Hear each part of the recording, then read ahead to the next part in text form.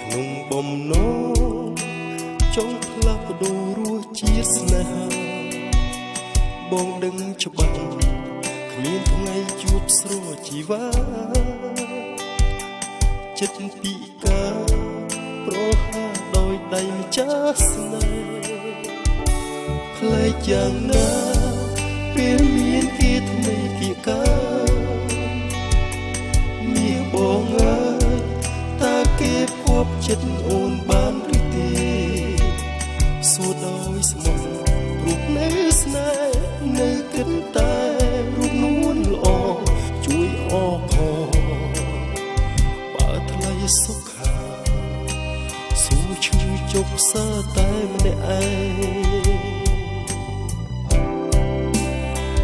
ត្រូវធ្វើយ៉ាងណាឲ្យស្ងប់ចិនដាបំភ្លេចស្នាមស្នេហ៍ឲ្យផុតអាល័យបើនៅតែនឹកនៅតែស្រមៃរាល់ថ្ងៃអត់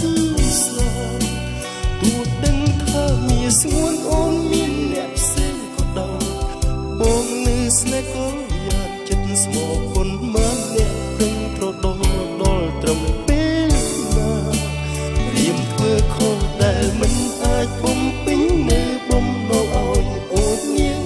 សប្បាយក្រចិត្តអន់ទាំងរូបកាយយ៉ាងណាក៏មិនសង្ហាបើខំទួញស្រីក៏ស្រីញៀងមិនលឺរឹតតែឈឺរឹតតែពើជប់សាត្រូវតែកាត់ចិត្តស្នេហ៍បន់ដោយតាមកម្មព្រាយវាសនាផ្ដាច់ស្នេហ៍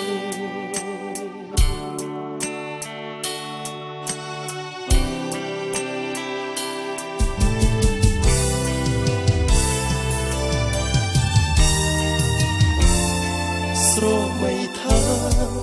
នៅមានអូនក្នុងបេះដូងគិតវិញម្ដងបងបានបាត់បង់រូបអូនទៅហើយទោះយ៉ាងណាគ្មានចំឡាថាត្រានត្រែត្រឡប់មកចិត្តមីយូស្ដាយស្រចូលថ្ងៃរាល់ថ្ងៃនៅតែនឹកនៅចាំ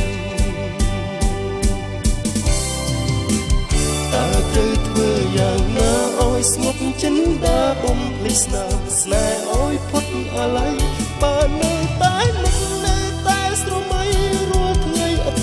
ស្រា